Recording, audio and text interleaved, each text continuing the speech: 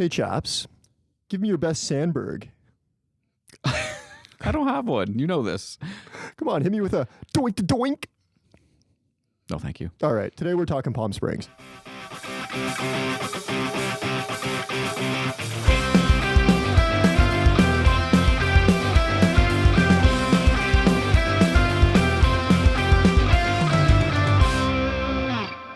Welcome back to the funniest movie ever, episode 13, the Timu Solani of episodes, the Pavel Datsuk. I'm going to stop you right there. Timu Solani's number 8. He was, and then he was temporarily number 13 on the Ducks. No, he was number 8. Always. And forever. Either way, 13, great number. I actually want to say... Sam Reinhart on my fantasy hockey team. I want to say it was also your number when we played Timbit soccer growing up. Yeah, sure. I think so. I don't remember Timbit soccer. You're a big number 9 guy, but I feel like Paul at the Korea. time you were 13. I don't know. Either way, who 13 cares? team later in life. Chap Daddy, for the final time this season, let me ask you, how are you? What's new? What are you watching? I am great. What is new? I just turned 33 recently, so I'm old. Yeah. Yep. That's it. That's how that goes. What have I been watching? I think I told you earlier today that I haven't been watching much, but then I went back to my letterbox. I have been watching stuff. This literally always happens. Yeah. I mean, we'll talk about, like, off the top, Severance season 1. You haven't seen Severance, so there's no point talking about it. I haven't, but I do really want to watch You it. should. Like that might be a weekend thing, as in like this weekend. My partner's been driving me nuts to watch it. It's so good. You should definitely watch it. It's so mind-bendy, and, like, the cast is great. The fucking vibe of it all is great. And it's by your favorite, Ben Stiller. That's true. I am a massive Ben Stiller fan. And no, I have not seen the United Museum movies yet. You should. Then what else have we... The Wild Robot. That's right. Probably what, like leading Oscar contender for best animated picture? I don't know what the Oscars are this year. I haven't looked at any of that stuff. I'm like so out of the loop on Oscars now. You really I don't care enjoyed about it, right? Yeah, no, I mean, it's a fantastic movie. The Oscars kind of suck nowadays. And honestly, the last thing I want to talk about is seeing Return of the King with a live orchestra. That was That's probably right. the coolest movie experience of all time. If you've never done that, do yourself a favor. Find an orchestra that's playing your favorite movie's music and go see that. Because it was awesome. I was talking to my partner about this because I remember you mentioned it. I don't know, where we were at a bar or something maybe, and then I think you left early, right, to go see it. Yeah. I was talking to my partner about it, and I was like, "That's kind of weird. Like just sitting there, like listening to like an orchestra do like the score of a movie. Like what? Why?" And then she's like, "They play the movie." Yeah. with the orchestra, right? I had no idea that was a thing. I thought you just sit there and like, this is some really good orchestra playing. There definitely is those though. There's some place in the city does like a Hans Zimmer by candlelight. Yeah. And I don't think they play the movies at that. I think it's literally just like a little dinner with Hans Zimmer music kind of thing. But no, this is like, you got the screen, got the projector going. There's a whole fucking, I don't know how many people were in this orchestra, but a lot. That's great. Okay, so question for you. Because it's like an orchestra, and I naturally associate orchestra with like something you would dress up for, like, maybe wearing your Sunday best. That's the opera. That's the opera. In my mind. So for this, do people come dressed as like fucking orcs? Okay, so there was a person dressed as Galadriel, like full on, like they had the whole getup. Is that an orc? No, Galadriel's the like elf princess queen. Yeah, person. of course. Yeah. Was anyone dressed like an orc? Maybe. I don't know. People were wearing like cosplay basically. That's cool. Yeah. No. That's fun. I'm like busting your balls, but that is actually pretty cool. No hate. It's funny when you try to bust my balls. I just don't. It doesn't even register to me anymore. I just move on. I don't even give it the time of day because I'm just like, I'm so tone deaf to it now. Anything else? No, maybe we'll talk about a little bit of Transformers you want 2. to talk Transformers? Let's talk Transformers. Because you watched it too recently. I did. So I watched the first 2 Transformers movies, the Shia LaBeouf ones. I mean, honestly, the first one is still so good in my mind. Like the second one, I think is like a bit of a victim of the first one's success. Do you know what I mean? Like because the first one I think was so like shockingly good. Right. It's as if it felt that the second one had to like go harder in every aspect. I find sequels do this a lot, Yeah, it's they like, try to one up themselves kind of thing. What happens is they lose like kind of the charm that makes the first one so good. Yeah. I mean, the first one is just so great. Like John Turturro's character in Sector 7 is fantastic. The parents are absolute blast in that movie. And like honestly, Shia LaBeouf's pretty great in it too. I was going to say like Shia's pretty good. I want to ask you a question about Shia. Yeah. So Shoot. just watching these movies and like enjoying them because they are like the ultimate popcorn Did flick. I think he was going to have a crazy breakdown? No. Okay, well there it is. Wrap it up, folks. Okay. No, I'm just curious. Like, have you ever thought about like what his career would have turned out like if, say, he went more of the like Glenn Powell like route? Like picture him doing something like Twisters or Everybody Wants Some. Honestly, even like a rom-com like Anyone But You. There's a quality that Shia lacks. Maybe he doesn't lack it anymore. I mean, he hasn't been in anything in a while, and he's also like people don't like him anymore, right? Yeah. But I mean, like all that aside, right? At that time, he was still like in the Even Stevens era like of his life. Goofiness to him. Yeah, and he was like still like a tiny little kid. Like he looks like a kid. Like he doesn't. And like Glenn Powell's kind of looked like a man for a long time. That's fair. He's like got that. He's that chiseled jawline stuff. Like if Shia like filled out, he could definitely be an action hero, I think. Fair enough. I just mean in terms of like, not necessarily the role, but I guess the type of movie, right? Yeah. No, I get what you're saying. I think like if he was in a Twisters, because you know how like what is the story is that he's very like method.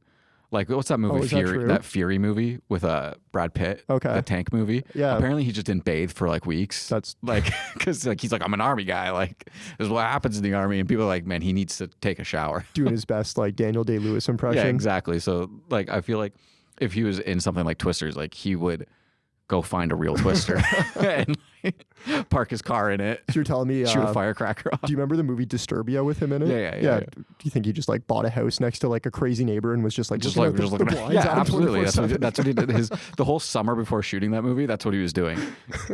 The fucking kid's looking at me through the blinds again. I love that. That's basically like, what's that from? Like, because The Simpsons did it. The Simpsons did it, yeah. But The Simpsons did it because something else had done it first. We're revealing our age because we're not old enough to know what that is, but we're also like a Hitchcock movie or some shit. Yeah. What else did you watch? Also on Paramount Plus, because as you know, I had to buy the monthly subscription to watch the challenge. I watched the South Park Casa Bonita doc. How was that? Honestly, it was pretty good. Like it was a lot of fun. I don't know if you ever seen like any of those South Park documentaries. No. Like 6 Days to Air. Yeah, I've seen like clips from that. Yeah, like that's a really good one. If you haven't seen that, I think it's free on YouTube. Check it out. That's a good one. I've definitely seen some of their like clips from these things. I haven't watched them all. Anyway, all of that said, like I'm not the biggest South Park fan anymore. Like I kind of fell off, I guess, when they went overly political, got into the weeds with like continuity and stuff like that in the episodes. What's that? And the weed. And the weed, yeah. Integrity Farms. Like, I know they've always kind of had, like, political undertones. Like, they have literally fucking Al Gore, like, chasing man-bear pig around. Oh, fuck. But, Those episodes are so good. Right? That's the kind of stuff I miss about that show. It's just, like, when the boys were being boys, right? Yeah. Well, the problem with it now is, like, politics sucks so much more. It's all so crazy. It's like, how is the show even going to be crazier than what's actually happening in real life? Just stop. Just stop being political satire and go back to like, the boys returning the fucking DVD of Return of the King or whatever, right? So good. Or what's another good one? Like, fuck, I'm going to forget it. Like when they break the dam. Is that another one? That's like, yeah. Is that a political? I can't remember what happens to that one. Even just for example, because we're both on Pluto TV. Yeah. I've been watching a little bit of South Park here and there. Timmy and the Lords of the Underworld was on that's the a great day. one. Absolute banger. When they do the ninja episode, like ninjutsu or something like that. Yeah, and they throw a fucking ninja star in Butters. That's what I mean. Unless I'm missing some kind of political undertone with Butters taking a ninja star to the face. Or Cartman as Osimo 3000 is another really great episode. Rob Schneider is a carrot. So good. I would watch that. All right, we're going to take a quick break and dive into the George format. But first, before we dive in, I just want to thank all of our listeners for tuning in and following along through our first season.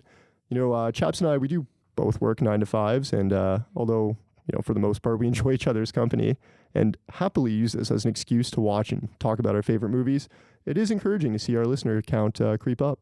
Yeah, and on that note, we want to hear more from our community. So you can leave us a comment on Spotify and YouTube or drop us a line at thisisthefunniestmovieever@gmail.com. Maybe tell us a bit about how you feel about the movies that we've watched so far this season or give us some suggestions for season 2. You can also share your rankings for the season's movies ahead of our finale bracket episode. Yeah, tell us what you like. Tell us what you don't like. Either way, we're here to talk comedy with you. Yeah. Don't forget to rate, subscribe, and share with a friend. All right, let's take a quick break. And when we're back, we're talking Palm Springs.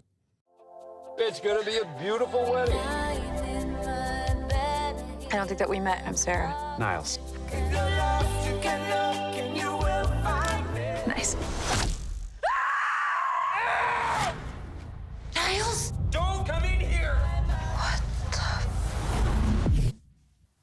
be a beautiful wedding.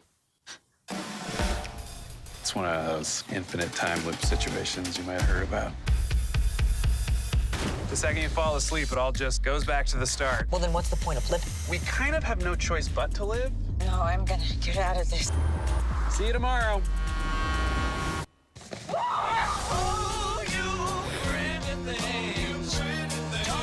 I can't keep waking up in here. At least you have each other. Everything that we are doing is meaningless. Good day so far? Today, tomorrow, it's all the same.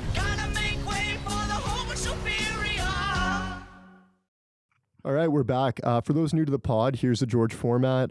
First, we're going to talk casting. We'll dissect the movie, discuss our final thoughts, declare an MVC, that's most valuable comic. Then, chaps, I'm going to pick your brain in our final matchup of head-to-head. Yes. Here, we'll discuss how the movie fares against others of its archetype and those that came out in the same year. Perfect. Finally, we'll finish things off with a new edition of Writer's Room. Are you ready? I am ready. Let's dive in. All right, let's go. Casting. This is our second Samberg flick, so I won't spend too much time on him. Samberg, of course, best known for his work with The Lonely Island and SNL. Other major roles include Brooklyn Nine-Nine, Hot Rod, I Love You Man, Popstar, Never Stop, Never Stopping, and an absolute banger that we've already covered, That's My Boy. Cristin Milioti. Milioti, I think that's how you say that.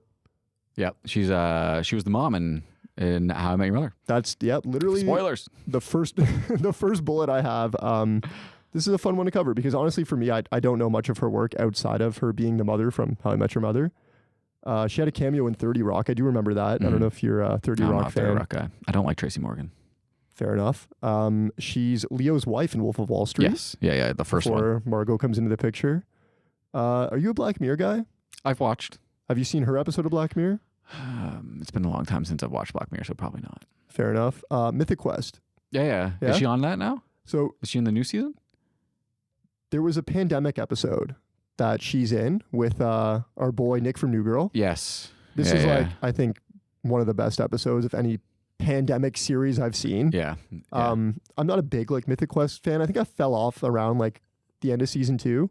Yeah, that's the But same I do with remember me. really liking the first season. I really liked the episode of her and Nick from New Girl. We're just never going to call him Jake Johnson. He's just No, forever, he's Nick from New Girl. He's just forever like, Nick from New He is Girl. Nick. Like, he doesn't have a real name. And finally, have you watched The Penguin at all? No, but she plays Sophia the daughter Falcone, yeah. of Falcone. Yeah. Yeah. That's on my list. I've been meaning to get to it. See, like, I don't know. I can't get back in. I'm ruined from Marvel, you know? I'm out on all superhero things. Yeah. And it sucks because I've heard this is really good, right? Like somebody compared it to like The Sopranos meets like Batman. Which is really funny because if you listen to this pod, you know how hard it is for us both to watch Sopranos. Yeah, right? We've both never done it. Anyway, I might actually check this one out. Everybody tells me The Penguin's so good, and she actually won a Critics' Choice Award for Best Actress in a Limited Series. Oh, cool. Yeah. Palm Springs is written by Andy Sierra and Max Barbacow, directed by Max as well. A quick summary of the movie for you. Can I interrupt you really quickly? How often do you think Andy Samberg called him Max Barbecue on set? Honestly, I'm surprised I didn't say that because that's how I've been pronouncing it all day in my head. Yeah. Quick summary for you. Niles and Sarah find themselves stuck in a time loop and living the same day over and over again. They are drawn to each other, but certain revelations threaten their budding romance. Ooh. How do you feel about Andy Samberg being named Niles in this movie? I was really glad you asked because that was going to be my first question to you is how often do you hear the name Niles other than in Frasier? I love the name Niles. Yeah. It's a good name, but it doesn't fit. Like, I just wanted him to be called Todd in this movie. He looks like a Todd. Because this movie to me was like a continuation of That's My Boy. For some reason, it's like because there's so many elements of it. I'm like, he 100% got this like always have a beer in your hand gag from That's My Boy.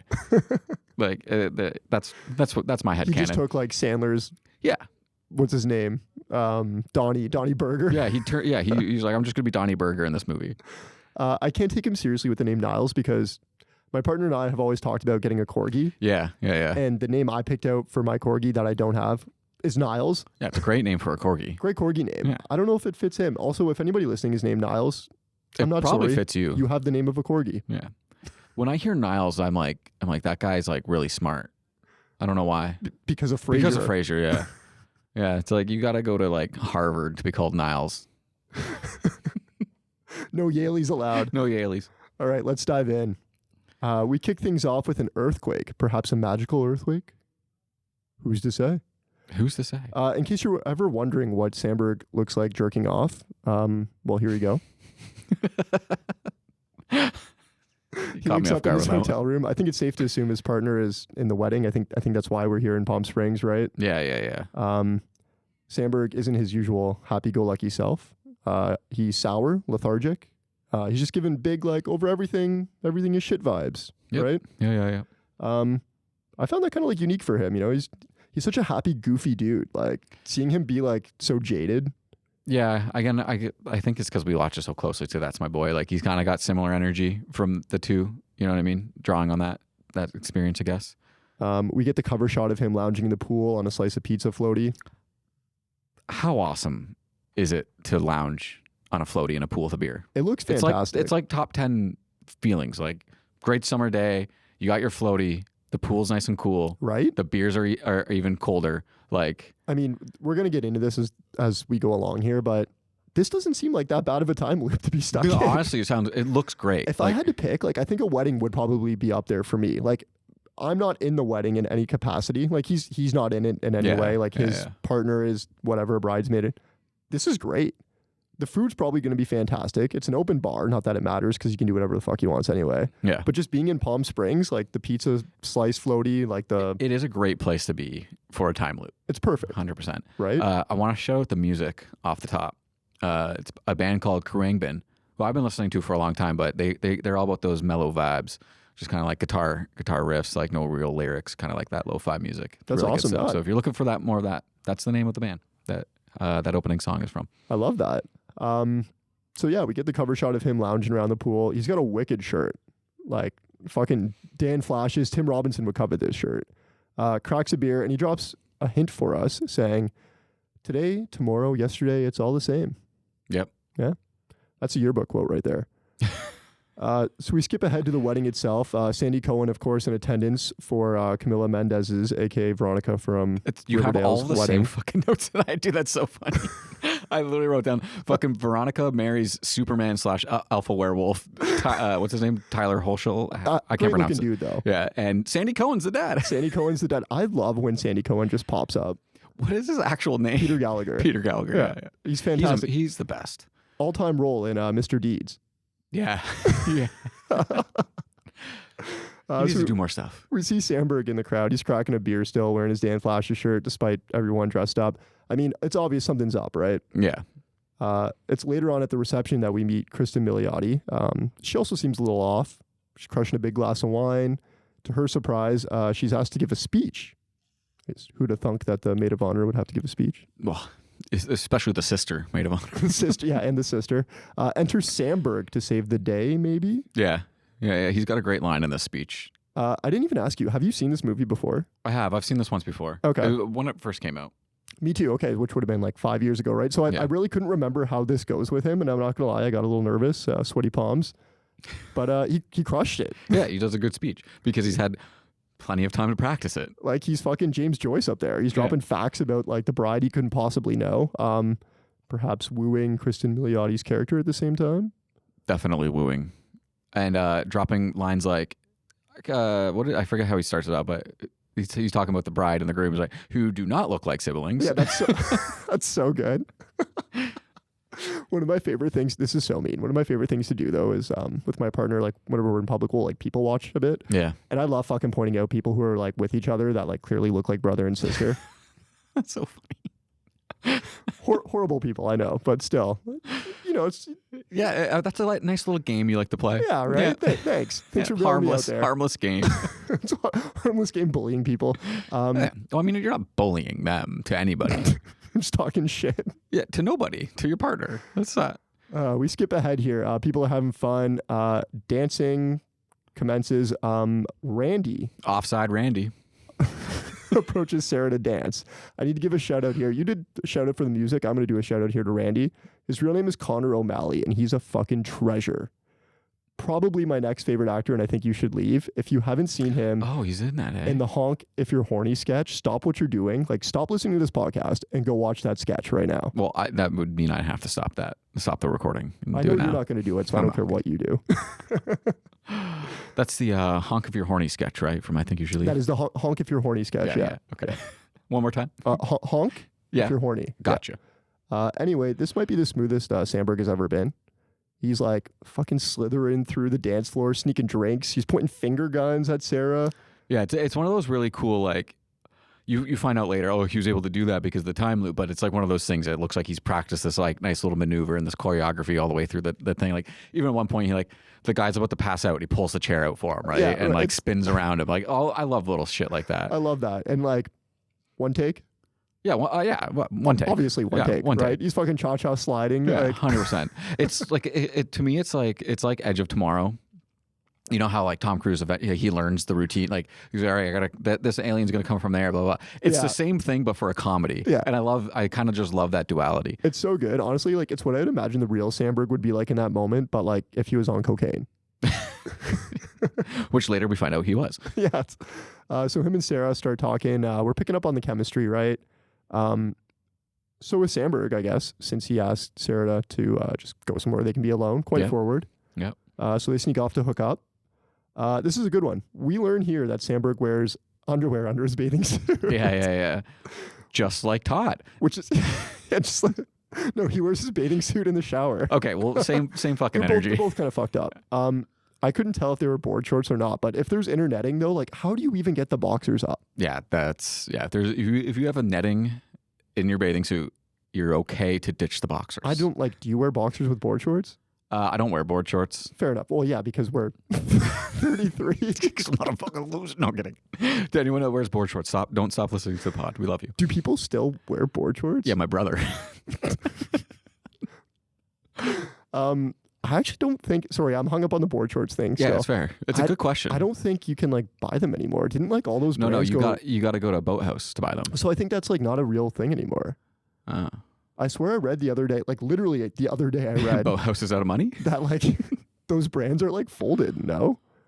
I guess that's like it's just- surf and skate brands, right? Yeah. They still exist. I don't think the big box store, like the West 49s and the Is that just a Canadian and company? the Boathouse and West 49 has an American side. What the fuck is it called? I can't remember. But like, yeah, those things are going away. But there's definitely still like skate shops and stuff that you can get board shorts at. Like I've seen them recently. All right. They're all over Portugal too. A lot of board shorts in Portugal when I was there in little shops. So here's where things start to take a turn. Yes. He gets a fucking arrow in the back. Yeah. You're a sick fuck, Roy.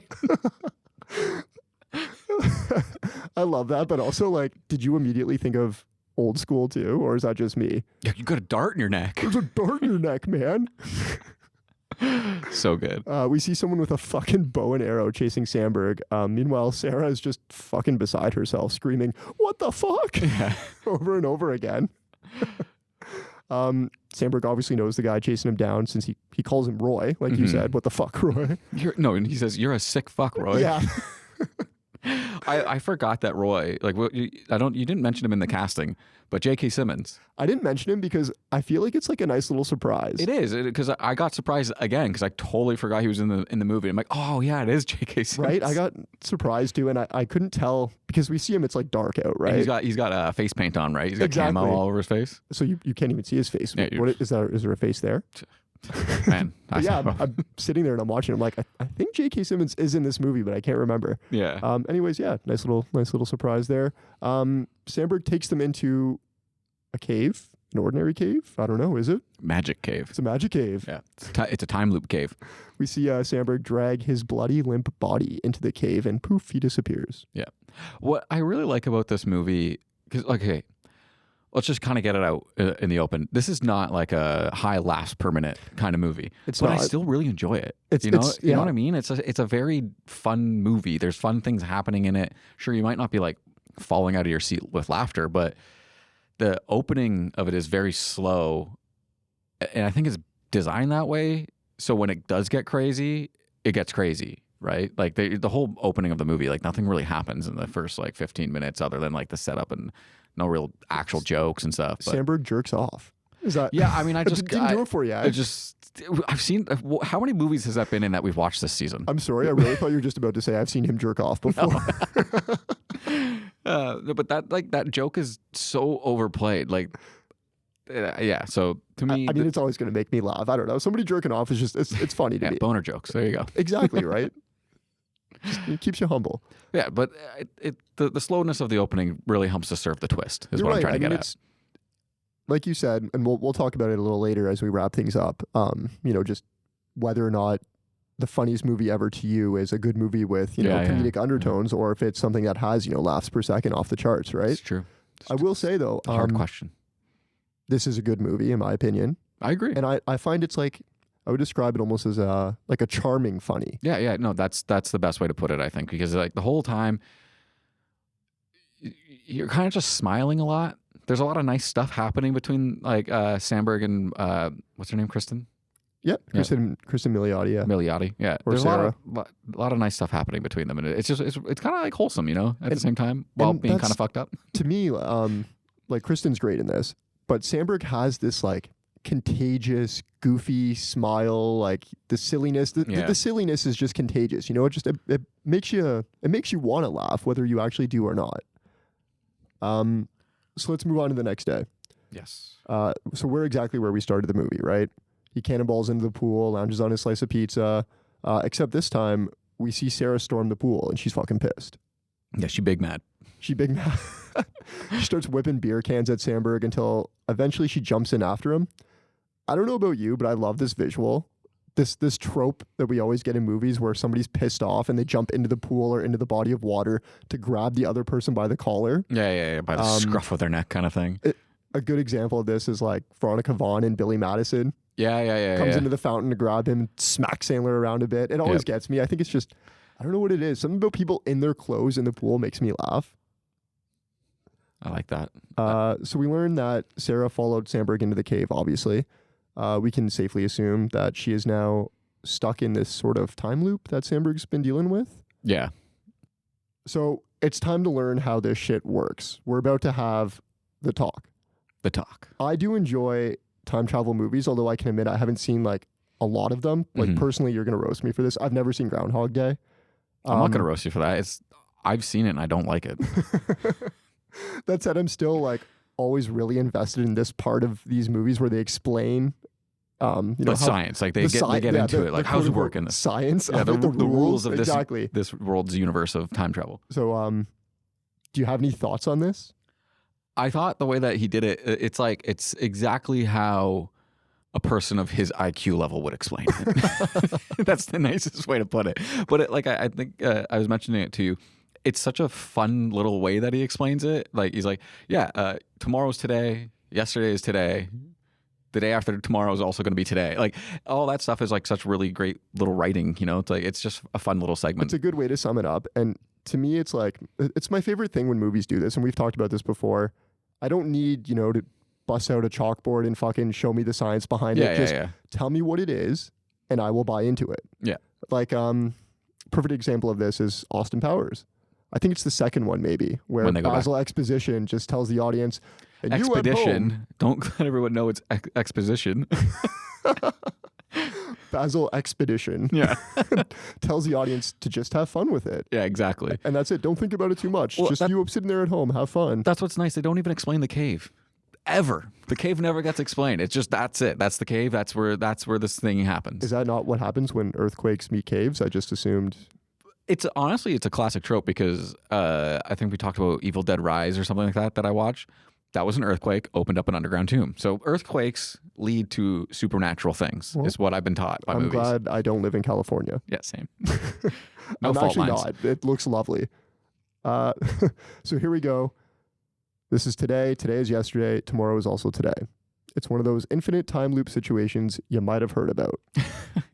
That's all I need. Yeah. Naturally, Sarah wants to go check out the cave. I mean, I think anybody would. Yeah. You want to see what's going on. Even though he's like, no, do you not think I've done this before? That's kind of the nice twist on this because these movies have been done a lot where like Samberg isn't the guy experiencing it for the first time. He's the shepherd. He's the guide. It's Kristin's character who's experiencing it for the first time. And so that's a nice little like spin on it, right? Because usually in these tropes, it's like whoever the main character is, that's the guy he's experiencing it for the first time. You don't have anyone to like, unless it's like Hot Tub Time Machine, you got Chevy Chase. Chevy Chase as your guru. I actually really like that. It's a good way of putting it. Like he is the shepherd, right? Yeah. To Cristin in this. So they go check out the cave. We learn that, you have to wait for the daily earthquake to open up the cave. Once you go in, the whole day resets to wherever you woke up that morning. So naturally, Sarah sees for herself and she goes in. Yes. She wakes up the next morning, just as Samberg said. She hops in the car and she fucking takes off. Yeah, she drives all the way home to Austin. I do love this. Like, to me, this is like a really good way of checking it out. Like, to, just test the theory. Yeah. So I was trying to think, like, how would I handle this? Right. And I don't know. Like, I don't know about you. I think it would take me a lot of attempts before I would be comfortable just like fucking offing myself to see if it really happens. Yeah. That's the big one, right? You're like, I don't know if I'm ever gonna get to that stage if you're stuck in a time loop because you don't know, right? So we see her parents left, kind of wondering where she is. We get a funny little bit here by Samberg as he just interrupts them, like obviously, their obvious intimate conversation about their daughter. He suggests Sarah is scared, and he rifles off a list of potential fears while blending some margaritas. Do you remember any of the fears? I don't. Well, good thing I wrote them down. Oh, thank you. Families, weddings, Yep. Intimacy. Yeah. Now we start to get into the good stuff. Melanoma, nanotech, round-the-clock surveillance, and I'm not sure what he meant by this one. Sauce. He just said sauce? He just said like alcohol or like potentially we're talking like marinara sauce. That's something to think about there. Sauce. Okay, so it's the next morning. Obviously driving the same morning. Sorry. So it's the next/same morning. Obviously driving far away didn't work. Shocker. Sarah barges into Samberg's room and they hit the road again. Samberg does his little shtick again here where he just lists a bunch of random shit. It's all the stuff that he's tried before, right? Yeah, he says he doesn't know what's going on or what it could be. It could be life. It could be death. It could be a dream. He might be imagining her. She could be imagining him. It could be purgatory or a glitch in the simulation. Who the fuck knows? Yeah. I love when he tells her about how he did it. Was it a bunch of ketamine or something? Like, or crystal, a bunch of crystal meth and stayed up all night and he found himself in like South America. Like, that's hilarious. Like, see how far you can go while not sleeping so you don't reset the time loop. That's so good. Regardless, he's just like decided to give up, right? He's embracing the fact that nothing matters. This is where he also reveals that they can't die. He says he's done a lot of suicides. That's an interesting way to say it. Yeah. So many. Yeah. So we learn some more rules here, right? They can't die, but pain is real. He says there's nothing worse than slowly dying in the ICU. Cristin decides to test his theory, and they drive headfirst into a transport truck. Again, like pretty early on in this for her to just be fucking. Yeah, she hasn't even like experienced like 3 days of time loop, and she's already ready to like end it all, kind of thing. That's wild. Let's skip ahead to the bar here. This is where you brought up the funny story about how he did crystal meth. For the record, it's Equatorial Guinea. Yeah. Equatorial Guinea. And it was a huge waste of time. They detained him as soon as he got off the plane. Yeah. That's really funny. We also learn more about Roy here. He was a guest at the wedding. He's Abe's dad's cousin. And one night they partied.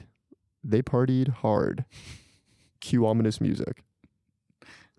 So I think this might be the first real glimpse we get of J.K. Simmons, right? This is where they do the little like flashback of them partying. Yeah. How much did you love this fucking scene? Yeah, it was a great sequence. Like it was just a lot of fun the whole time. I think he walks up to Samberg at the bar. And I'm trying to remember what he orders.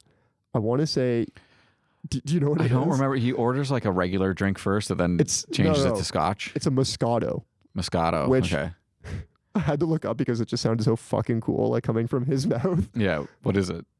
It's wine. It's just wine. Yeah. I was really disappointed. It's like peach wine or something. Like, I'm assuming like native to that area. And then Samberg kind of like dumps all his depression on him and he's like, you know what, change that to two whiskeys. Yeah, 2 bourbons. Yeah, which sounds way cooler. On my bucket list for sure, do a shot of bourbon with J.K. Simmons. With J.K. Simmons. Yeah. Has to be like... I wouldn't be able to do it. Like, I'd be so intimidated. I feel like he'd make you do 12, you know? He'd be like, no, we're not stopping at 1. Like, what are you talking about? Would he go hard or would he be like gentle and understanding about it? No, he'd go hard. He'd do 12 shots, call you a baby and leave. Get in a cab and then just be completely fucked up. Fucking, what's his name? Jonah Jonah J. Jameson. What's his? Yeah, J. Jonah Jameson. Thank you. So J.K. Simmons reveals that the cowboy douchebag has a bag of coke in his pocket, and we might get the best scene of the whole movie here. So Samberg walks up mid-speech. Yeah, and he just steals it right out of his pocket. Steals the coke right out of his pocket. It's funny because in this movie, the coke is like different colors. Like, because on their nose, they have like pink and blue and stuff. I don't know why they did that. We get a shot here of Samberg and J.K. Simmons doing blow in the bathroom. The douchebag cowboy guy that they stole the coke from, he's trying to get in. So they go and hide in the bathtub and they just chant, "We are the shit" to each other. Yeah, we're hard as shit. We're hard as shit. Yeah, we're hard as shit. We also get an intimate hugging scene of them on the dance floor. And then just like staring at stars and shit. Yeah. Honestly, seems like a pretty great Just night. doing what guys do. Yeah. If I ever go to Palm Springs, it's on my fucking bucket list. Yeah. Eventually, Samberg brings Roy to the cave, and of course, like Roy's fucking pissed about it. We get a series of quick shots here showing him torturing Samberg in various ways. Do you remember any of these? Yeah, there's like he burned him. Like there's so much shit here. He like fucking waterboards him at Yeah, one point. it's pretty fucked. He goes Guantanamo on him. And of course, because Samberg jerking off isn't enough, we also get an ass shot of him running through. I don't know what you call it, the desert. Yeah. Who had the better ass shot, chaps? Samberg running through the desert or Liam Neeson with a little daisy sticking out of it? Liam Neeson. Because that wasn't a stunt ass. It wasn't a stunt ass. So what soon follows is another series of shots of people Samberg has hooked up with. Do you remember any of them? No. A lot of stuff just flew by. The bartender, Yeah. where he's getting jerked off in the car. Yeah. Darla. Do you remember who Darla is? Is that from the other bar? From like the Roadhouse? Yeah, Roadhouse Darla. Yeah. And he says he's tried to hook up with Tala, who is the bride. Right. Yeah. We get a quick shot of her here dancing with the groom, and Samberg just shows up. He's just kind of cut in. Yeah. That big fucking goofy smile of his, the way he says it. So he's like, it's so the first good. dance. Honestly, the next two parts here are actually really good too. He said he was fucked. He was fucked. by Jerry Schlieffen. He says he put his penis in my butthole. Oh my God. And then finally he goes, yeah, also your dad. Fucking Sandy Cohen. Yeah. I love that. It's a joke, but they filmed like make believe flashback for it anyways. And honestly, Gallagher sells the shit out of this. Oh, he's like, I don't know what we're doing. Yeah. Are we really doing this? Yeah. What are we doing? Something about the way he just says it, man. It just makes me howl. Yeah. Oh, it's Sandy Cohen, man. Guy's a gem. Sarah pitches Samberg on doing something genuine to rectify the time loop. I love this. Like, everybody always comes to this conclusion. Karma. And these kind of movies, it's like, oh, I think This Is the End is another example. Like, they learn that, you got to be genuine. You can't just like... Well, you have to repent, basically. It's right. religious. This is like such a common trope, but I love it because the character always sells you on it. They're so sure this is going to work, right? And she's so certain it's going to work too. So we're back at the ceremony. Sarah's standing at the altar, and she whispers something into Tala's ear and then takes off. Tala looks back. She's like, obviously like upset or disturbed by something. Yeah, super shocked. We don't know what was said yet. Then an earthquake happens. Everything is fine, but Tala's bawling her eyes out. What was said? Oh, we find out later. We do find out later, yeah. Well, yeah, I mean, you don't expressly find out. You just piece it together. He pieces it together. Yeah. It's fuck, what is it? Orchid Explosion by Fournier. Is Fournier a real brand? I'm so dumb. I have no idea. No clue. It could be. It might not be. If it is, Orchid like, Explosion though does sound like a fragrance name. It's also, what is it? A hair mist? Like, Yeah. I don't know what that is. I have so many of my Clearly partners. you don't use any hair mists. I also don't know, like, my partner has so much stuff in our bathroom, and I'm sure hair mist is in there somewhere, maybe. I have no idea what any of it is for. So many steps. So many skincare routine steps. No idea. Hair care steps. When I get home, I'm going to check if Fournier is in any of them. It's is it Garnier? Garnier? I don't know, man. Maybe they're just ripping that off. What happened to L'Oreal? Is that still a brand? Yeah, the stuff that won't hurt your eyes. Yeah, the L'Oreal for kids. Yeah, there you go. I still use it now. So Samberg finds Sarah later at the bar and asks. She won't tell him though, but she's certain whatever it is getting her out of this time loop. Did it work, chaps? It did not. It did not. She shows up the next morning and she drags him out of bed. We get a funny little scene here of Samberg copying everything Misty says. He's so damn goofy. Like, I have to think he does this to his wife all the time, right? Probably. Yeah. Do you ever do this to your partner? Oh, constantly. It's like one of the oldest gags in the book for a reason. Oldest gag in the books for a reason. At this point, it appears Sarah has finally given up, and she's just embracing the day. This is where we get to like the silly of the movie, right? Yeah, this is a really fun segment coming up. I'll throw some stuff at you, like they're shooting guns or lounging around the pool. They're doing all the fun shit that you would do when you finally accept your fate in the time loop. Absolutely. Do you want to talk about the plane? Oh man, flying the plane and crushing beers is great. What a great. Yeah, absolutely. Go do it. The scene of it coming down is shot so perfectly. Yeah. The best part about this is like, yeah, you can have as many beers as you want because tomorrow's not going to have a hangover. Like, that's the best part about this movie for me. I have to ask you, do you think you could get a plane off the ground? Absolutely, 100%. I guarantee you. I guarantee. As soon as I learn how to turn it on, we're good. I mean, they make it look so easy in movies. It's always just like they put their hand on like the lever. That's what you do. Just slowly push it up. It's your speed, right? It's your throttle. You got to throttle up. And then you just pull calling back it a on the lever, joystick. like, It's simple. It's landing. That's the hard part. Planes basically fly themselves anyways, right? Oh my God. I guarantee you I could get a plane off the ground. I don't think I could put it back on the ground, though. All right. I'm not getting in that plane with you. Well, we should have a trained professional just in case. Okay. What follows is we get a fun little dance scene thrown in too. Matching jean jackets and I don't know what we call that, like a red handkerchief. Yeah, the choreographed dance. Sure. Later on, they grab Randy and they send him blindfolded into the bathroom where Samberg's girlfriend is getting filleted by the cowboy douchebag guy. One of my favorite bits is when they basically act out a scene from like a Bond movie. Yeah. There's a bomb in the cake. I used to be a bomb guy. I knew you were going to bring this up. It's my favorite part is He's that got one. a good little line where he just says, based on your accent, origin unknown. Yeah. We get tattoo scenes, of course. Yeah. Like, it doesn't even matter. You know that they're drawing a dick, right? Oh, yeah, 100%. Absolutely. But we later find out, this is funny because he says, oh, like, are you staying true to my sketch? Implying that it's not a dick, but she's drawing a dick. Yeah. But then later on, when he's doing the dick on her, she's like, you're making sure you're getting like the little little squiggles on the balls. Yeah. Yeah. Which means they intended to do dicks all along. Yeah. Great investigative work there, Rip. Nothing gets by me.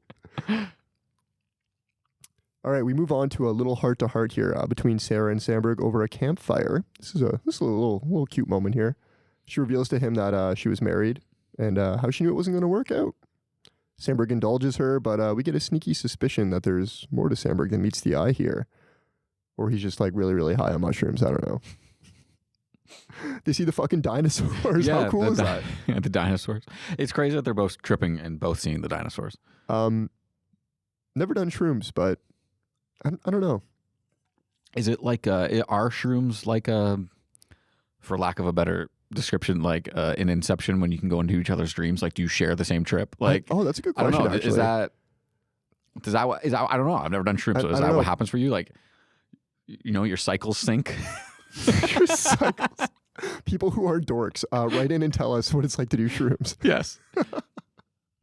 Okay, so they finally hook up, right? The chemistry that's been percolating all movie here, it's finally brought us to this moment in the tent.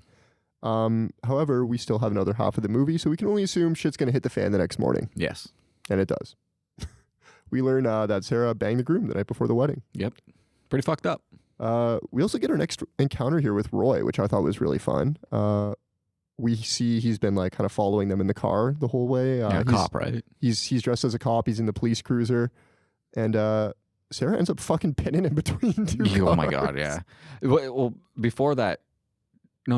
Okay, yeah. She pins him between two cars, and then another cop shows up, right? Yeah. And the guy like pulls out his taser. He's like, "I'm gonna whatever." And she's like, "You're not gonna do that," and then he does, and she just ducks, and it fucking nails Samberg. I love this. I don't know what it is. Like, people getting tasered is just so funny to me. Oh, it's a great visual gag. And then later she's like, after like while he's like tasing Samberg, she goes over to his motorcycle. She's like, "Oh, I'm touching your bike," just like slapping the bike. A lot of fun happening. And, like, hear me out. This wasn't a great tase. I think it could have been funnier just because how fucking goofy Samberg is. Like, he seems like the perfect actor to get tased. Well, yeah, right. Second to Zach Galifianakis. I mean, oh fuck, he gets tased in That's My Boy. Yeah, he does. Yeah, because he doesn't have his safety. Someone at home who actually listened to the That's My Boy episodes, like, you fucking idiots. You guys are so dumb. Anyway, moving on. This leads us to our low point here, right? The big blow up between Samberg and Sarah. He also reveals that they've banged like 1,000 times. I thought it was kind of nice that he didn't like bring that up like right off the cuff, you know? Kind of weird that he kept it from her though. Kind of fucking shitty to also just like throw it in her face like that. Yeah. Yeah. This is a really bad part of the movie. It gets all sad. It gets sad, yeah. So it's the next morning and Sarah's gone. Samberg's looking everywhere, but she's nowhere to be found. Days pass. Samberg's back to being his usual bitter self. He's growing frustrated, that is, until he's finally solved what happened. Figured out that Sarah banged the groom. She wakes up with the groom every day. How does Samberg know this? How does he know this? Orchid Explosion by Fournier. Thank you, by Fournier. Yeah. Also the sponsor of this episode. Ad dollars. I don't know how Samberg saw this playing out, but I bet it wasn't him stabbing the groom in the fucking face. So he just reveals it to everybody, I guess, during the reception. This guy would absolutely demolish Andy Samberg in a fight. It's great. It's great because he reveals it and he's like, "This guy's been drinking all day." He's like, "That may be accurate." But like, I don't know. I find myself wondering if you're at a wedding and this fucking random guy wearing like a Hawaiian shirt walks up and he's like, "Oh, this guy totally banged like the bride's sister." Wouldn't you just be like, "Who the fuck is this guy?" Like, well, the people know him because he's the boyfriend of Misty, but they right? don't really, because there's even a point where he walks in and he asks the mom, and the mom's like, "I don't know who you are," and he's like, they keep forgetting him. Misty's boyfriend. Yeah, Misty. They're like, "Oh yeah." I don't know. It's just a little sus. Also, yeah, he's been drinking all day. He's not wearing a suit and tie. Like, I mean, I buy into it because I like the movie. Yeah. No, it's one of those. You just look over it, right? Yeah. All right. Look the other way. Let's skip ahead here. Samberg has realized he loves Sarah, but we still have no idea where she is. She's doing the smart thing. What's that? She's doing the smart thing. She's doing the smart thing. Yeah, exactly. So Samberg takes a trip to visit Roy. This is also like super heartwarming, right? Yeah. Nice little moment between the two. Like, it's here that I would believe he could be the dad, and then I remembered, oh shit, like he's been Samberg's dad before. Yeah. In I Love You Man, right? I Love You Man, yeah. I have two best friends. Robbie. What's the other guy? And Hank Mardukas. Hank Mardukas. Worked together for 20 years at IBM. He's the best man at my wedding. Yeah. So here Samberg learns a bit about Roy. Roy has twin daughters, a beautiful wife. And I know you got a kick out of this. A son who's just watering dog shit. I love how like nonchalant, like not nonchalant, but how like just he's like, he's watering dog shit. It's fucking stupid. It's fucking stupid, but I love it. He's pretty nonchalant about it. Yeah. He's just like, yeah, it's weird. It's weird, but I'm okay with it. Really though, like J.K. Simmons is fucking great here. Yeah, like what a great addition to this movie. We do end this scene on a funny note though. Samberg asks if J.K. Simmons will kill him one last time. Yeah, so he doesn't have to drive back. Traffic. Beats the traffic. So he fucking shoots him again with the bow and arrow right in the heart. I was like, oh, what an odd spot. I was like, why not just go for the head, like just to make sure you get it right? Because what if you missed? And now Samberg is like screaming in pain while your kids are in the backyard. You're trying to bury him.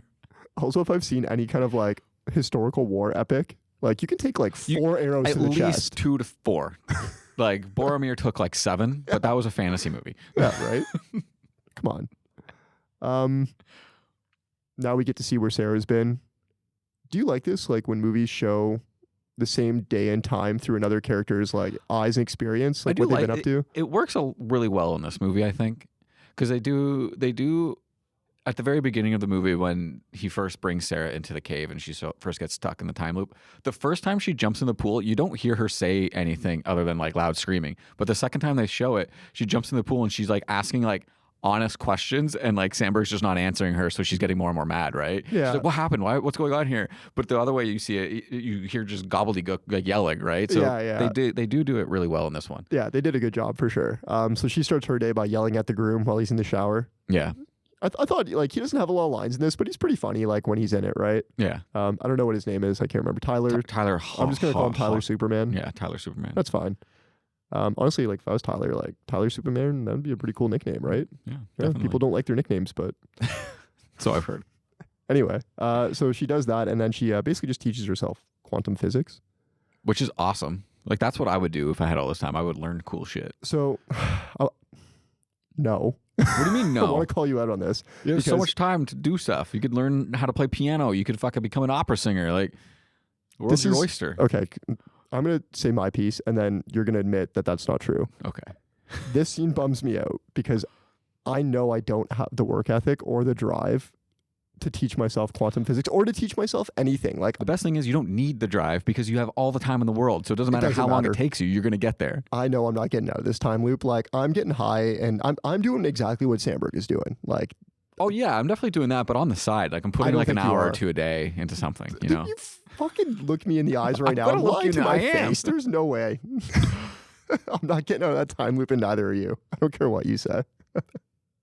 I mean, yeah. I mean, there's a lot of stuff that I would do during a time loop. Like I would eat an entire candy store. Like, that's something I would do. I would go find a big candy store and just eat everything until I died. But I would also at the same time, you know, take a master class. You know, fucking sitting there in Palm Springs with an Aaron Sorkin master class on your laptop. I do have to say though, I thought this was like a really clever way of doing it. Like of getting out of the loop. It's nice. They almost are like poking fun at other movies doing the whole like karma experience, you know, being genuine and being like, nah, like we're going to do nerd shit instead. And that's what's going to get us out of this. Yeah. I don't know. Like, what do you think about this approach? I'm the same way. I really like it. I think it works. It's an interesting spin on it. It's also just like, it gives it a little bit of realism, you know, like there's like, yeah, there's a way out of it, but obviously there's not. Like, I like that. She sold me too. Like I fully believe that she could do that. If it was definitely Samberg doing it, I'd be like, no. No, see, Samberg doesn't have the drive. No. Okay, so we're like approaching the end here. Let's wrap things up quickly. Sarah finally returns to Samberg. He wakes up to her sitting on his bed. He apologizes. She talks quantum physics at him. Yep. She also reveals that she blew up a goat. Yeah. That's true. And he wasn't there the next day. Exactly. Whose goat was it again? It's Spud. I think his name's Spud. Yeah. So basically she says, I'm leaving, and he doesn't want to go. He wants to stay. Yeah. He's afraid. He's afraid that if they do it, he misses out on his chance to stay with her, to be with her. Yeah. Because he thinks they might die. I also think it's like kind of that thing where, again, like my like privileged ass being like, oh, you know, when you like get out of prison, but then like, because you've been locked up for so long, you don't really know what the outside world's like, so you're like afraid to go to it. Yeah. It's like a Mel from Shawshank. Yeah, exactly, right? And I think like he even admits he can't even remember his job. Unless he's lying. He can't even like remember his job. Like it's been so long. I forgot about that. Yeah. He never actually says what he did. He never, no, which is funny because as he was saying it, I was speculating in my head like what this character would do as a career. What did you come up with? What were your... Well, because I was thinking of That's My Boy. I was like, he's working at an ice rink, like behind the counter serving chicken nuggets. He's actually a carny. Yeah, he's a carny. I don't know, probably like marketing, something lame like that. Yeah, definitely something lame like that. So Samberg goes. He breaks up with Misty. Sarah takes a different approach to the rest of the day. This is kind of nice, right? It's like rose-colored glasses. Like she knows that this is going to be the last day and genuinely believes it. So she's enjoying it, right? Yeah. Samberg, having previously rejected the idea of leaving with Sarah, rushes to meet up with her.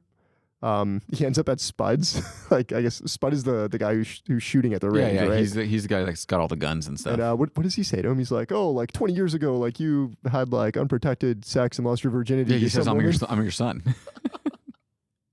Sure. He's like, I always knew you were out there. Anyways, he makes it to the cave just in time for them to blow each other up. Yep. We end the movie on them lounging in the pool. Samberg reveals he has a dog named Fred. Great dog name. Which really is just the most fitting name for his dog. Like, I wonder if he really does have a dog named Fred. It's funny that like he doesn't remember his job, but then as soon as it's the next day, he's like, "Oh, I got to pick up my dog." I like this. This is a good line too. She's just like, "Oh, like what kind of dog is he?" And he's just like, "Oh, shaggy dog." Yeah, a shaggy one. That's how I would describe like my dog. I have no idea. I don't know cars. I don't know dogs. Yeah, hey, totally fair. So did it work? It worked And how do we know it worked? because the family came home. Family comes home. Yeah, well, I don't know if we touched on it, but Samberg has been using like a family that's been out of town. Their house as like a safe house, he calls it. This is like my safe house. It's like my safe just house. Lounging in their pool all day, and they finally come home, so they know it worked. Yeah, I'm trying to think of the date. He says November 10th or November or something like that. Which is strange again because it's California. It's like every day looks like that. Yeah, it's so weird. I hate when I see that. Oh, because here we've got like fucking 4 feet of snow right now, and it's like, well, it would be nice if it was just sunshine all the time. November 12th or whatever here is like minus 20 and 3 feet of Depressing. snow. Anyway, before we do get into our final thoughts, though, I want to explain my logic behind picking this movie because it's kind of similar to like a Stupid and Futile Gesture here. Right. It's a more rounded movie, right, with comedic undertones, and we kind of touched on this earlier. It's not like, your typical silly slapstick comedy loaded with bits and a high laugh per second ratio. Right. Yeah. So with us concluding this ep, we have officially filled out our bracket. Mm-hmm. You and I have kind of, I don't want to say like been at odds per se, but like kind of like going back and forth on our approach. We just have a different methodology. And that's exactly it. And again, like a similar reason as to why I picked this too is to just kind of like face this head on with you. Comedy is subjective, right? Yeah, so 100%. Why shouldn't what makes the funniest movie ever also be subjective? He said. Yeah. Is it a movie that has a strong story and cast? Is it something that kind of involves a bunch of idiots trying to get out of a hijinks? Like, I'm just thinking, how would we tackle a movie like, say, Jackass? Yeah. Right? Are you asking me right now? No.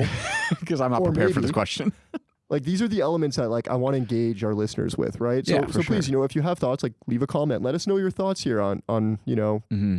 what is the funniest movie ever to you, right? Because I already know going into this bracket, when we're done, we're going to get fucking roasted. Probably, yeah. I don't know.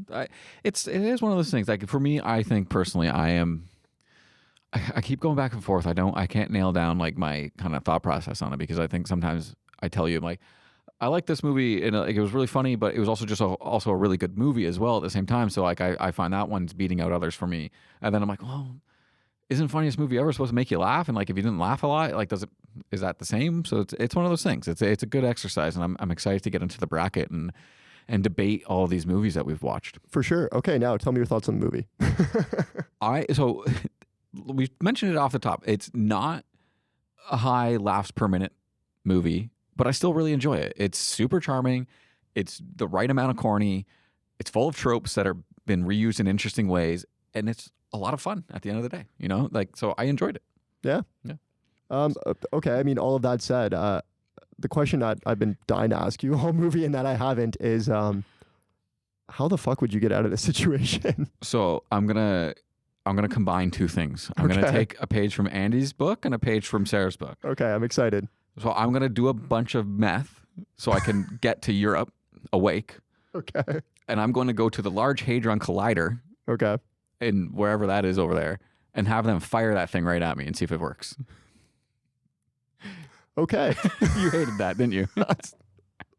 How would you get out of it? What's your plan? Just listening to you say that you're going to do a bunch of meth, which I can assume you've never done before, and then function enough to make it to Europe. Like, I see a lot of holes in this plan, if I'm being honest. The best part about the plan is that I have infinite time to work out the kinks. So now you have to walk a fine line of finding your tolerance of meth where you can fly and travel. Yeah. But then also not trying this so many times that meth no longer affects you. Actually, I don't know how that would work.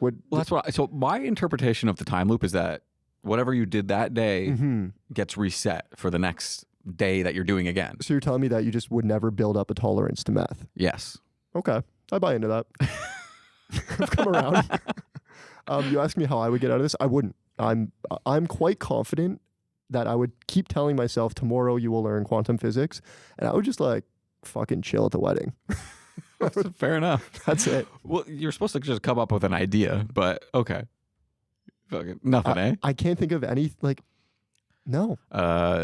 You're gonna go to Florida and board one of the SpaceX vessels. Yeah, sure. There Shoot you it go, into right? the sun. What's the there's a Simpsons episode I was thinking of too. I watched this. It's one of the like not newer, but newer for us, I guess. Where Right. Do they have cell phones in it? No, Okay, good. but it's a a Trios of Horror episode. I think Yeah, where yeah. Bart and Milhouse get the watch that can stop time. Oh, okay. Yeah. And what differs in that episode from this one is they finally put it back together, but they're also like 40 now. Yeah. Okay. And just everybody is just like, oh yeah, cool, except Lisa, who's like, does nobody else notice? Like Bart and Milhouse are like fucking 40. That's pretty funny. I like that. But anyway, I bring that up because in that episode they have to put the watch back together. And again, I don't think I could do that. They have a fucking book that tells you how to build this watch. Yeah. And it's like 1,000 pages. I'm not reading 1,000 pages. There is a book out there that exists, and it's what's it called? It's based on that concept of like if you get stuck back in time by accident, here's everything you need to know to rebuild civilization to get home. And it's a legitimate book that someone wrote about like here's the processes and steps that you need to take to develop the level of technology needed to fix a time machine. I love that. What is that book called? It's a really interesting book. Find it after this, send it over. Okay, let's take a quick break, and when we're back, we'll dive into our segments. Yes. Cool. All right, we're back. Hit me with your MVC. It's Samberg. It's Samberg. Yeah, I don't think there's any debate about it. Yeah. I mean, like, Cristin Milioti is great in this too. Yeah, she's great. She just isn't given the bits the way that Samberg is. Right. You know? I mean, he's playing the funny guy, right? Like, Yeah, he's the what is it? What's the term? the straight man. Yeah, No, yeah. she's the straight She's man. the straight Sorry. man. Yeah. He's the goofball guy. Yeah, we'll call him goofball guy and straight man. Yeah. There's J.K. a Simmons, shout out to him too. I mean, he's fucking fantastic in everything he does. Also, shout out to Connor O'Malley. Honk if you're horny. Go watch it. No one knows what you're talking about. No one likes I Think You Should Leave.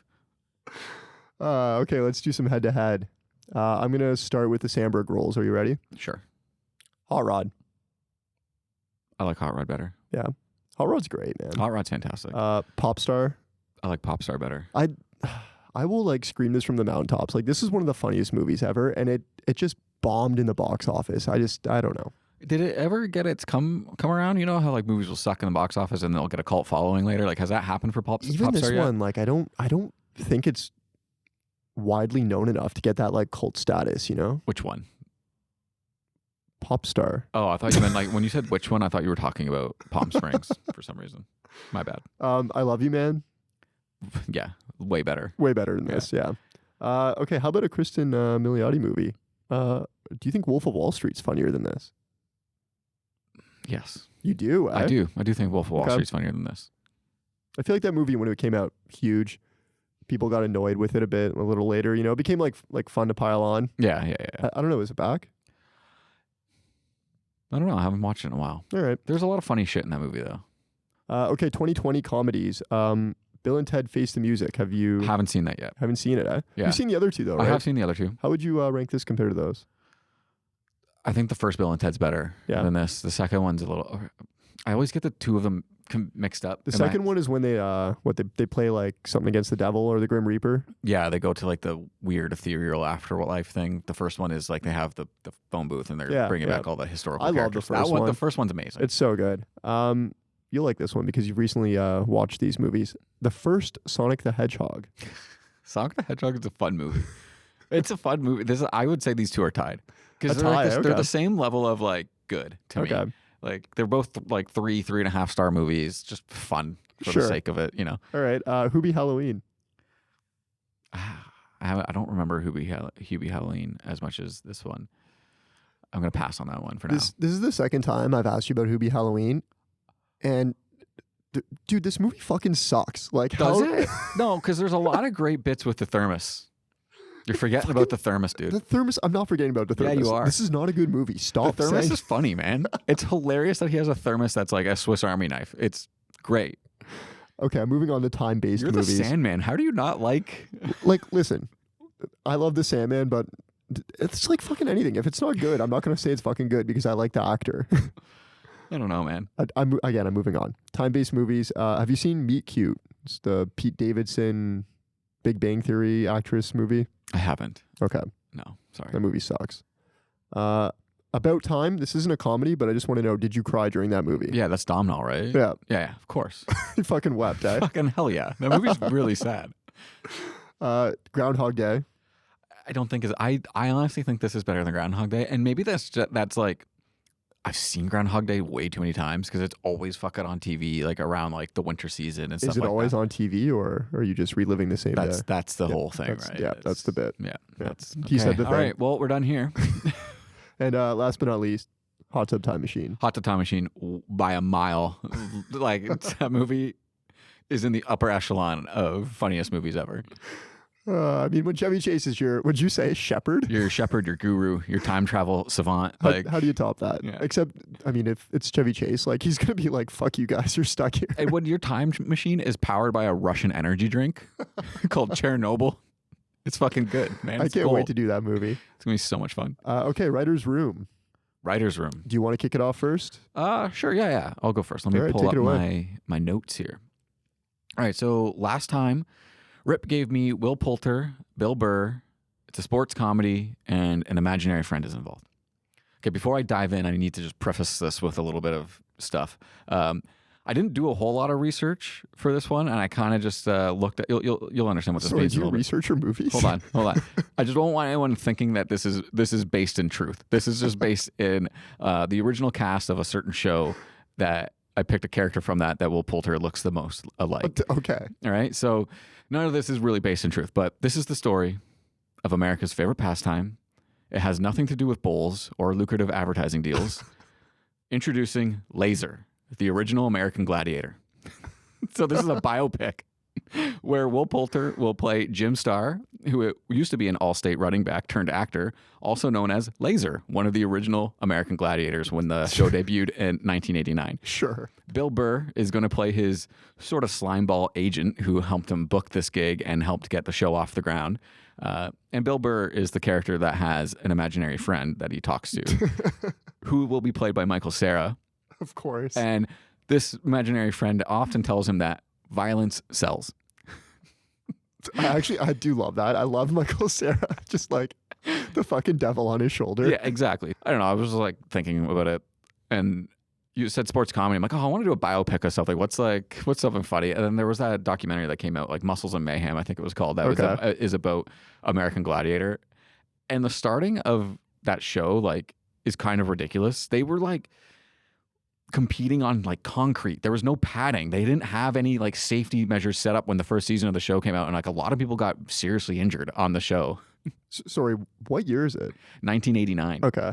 And so like it's a really interesting thing about how this like show came to be. It's just like an interesting show as well. So, and Will Poulter, he's put on some muscle, right? So I think he and if you look up who Jim Starr is, you're like, okay, yeah, he could play him.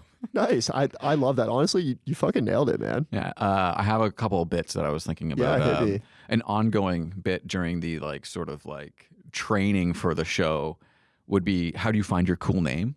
Okay. So maybe there's something where they go through the options of like what didn't make it. Maybe it's like they have the announcer guy who's testing out his voice and getting used to introducing people. He's like, okay, every time like introduce me with a new name. So I had stuff like the Chin or like Uncle Sam, Ivan, just like names. Ivan is Ivan. Is his name Ivan at all? I don't know. Just Sure. Ivan. All right. So just like funny names like to come out to until they land on Laser. I love that. I was also inspired by Dodgeball the other week. Yeah. Great. Laser. And Blazer. So good. And then the other bit is there's a concussion tracker. If you get too many of them, you can't be on the show. So that's like All right. another thing. So yeah, that's my It's like writer's a board room. on the wall that you like walk up and you put like, You got to put a star Yeah. on it. or like a little cutout of your head or something. Yeah, on it. exactly. Yeah. Yeah. That's So good stuff. Think like Pain and Gain kind of. Oh my God. The movie wasn't that good, but like that's sort of the angle. That's great. I love that. Okay, I guess I'm up. Yes. You gave me Jenna Ortega, Okay. mysterious locket with supernatural powers, and it's a rom-com. Cool. Okay, so Jenna Ortega finds a mysterious locket with supernatural powers. Nailed it again. Right out of the gate. 2 in one sentence. But the locket talks. I'm just kidding. Yes, talking locket. I'm just kidding. So Jenna Ortega she's 22 in real life. I don't know if you knew this.